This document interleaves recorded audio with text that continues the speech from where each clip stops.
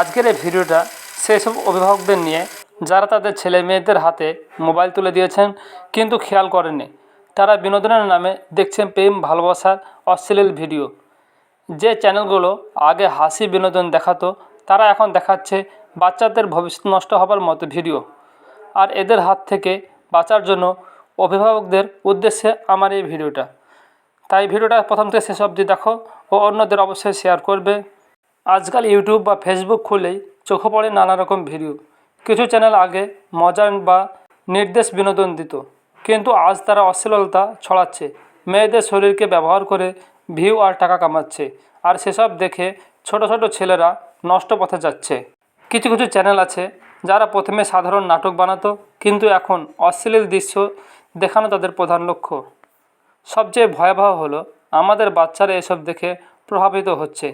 তারা ভাবে এটাই হয়তো আধুনিক জীবন, অথচ তারা ভুল পথে চলে যাচ্ছে। তাদের ঈমান আর চরিত্র ধ্বংস হয়ে যাচ্ছে। ইসলামে গান ও অশ্লীলতা কঠোরভাবে নিষিদ্ধ। রাসূল সাল্লাল্লাহু আলাইহি সাল্লাম বলেছেন, আমার উম্মতের মধ্যে এমন কিছু লোক আসবে যারা ব্যভিচার, রেশম, মদ ও বাদ্যযন্ত্রকে হালাল মনে করবে। আজ আমরা যা দেখছি, অশ্লীল গান, নাচ, মেয়েদের গায়ে হাত দেওয়া, এসবই সেই নিষিদ্ধ কাজের উদাহরণ। ইসলাম আমাদের সতর্ক করেছে এসব থেকে দূরে থাকতে হবে। কিন্তু এর বিপরীতে দেখুন, আগের দিনে বাচ্চারা মাঠে খেলতো, দৌড়াতো, হাসতো, আর আজও অনেক বাবা তাদের ছেলেদের হাত ধরে মসজিদে নিয়ে যান। সেই দৃশ্য সত্যি প্রশান্তির। যদি আমাদের শিশুরা নামাজও অভ্যস্ত হয়, খেলাধুলা করে, কোরআন শিখে, তাহলে তারা কখনো এসব অশ্লীলতায় জড়াবে না। একটা সমাজ যখন বিনোদনের নামে গুনাহকে স্বাভাবিক করে নেয়, তখন সে সমাজ ধীরে ধীরে ধ্বংস হয়ে যায়, পরিবার ভেঙে পড়ে, যুবকরা পথ হারায়। তাই এখনই আমাদের সচেতন হতে হবে।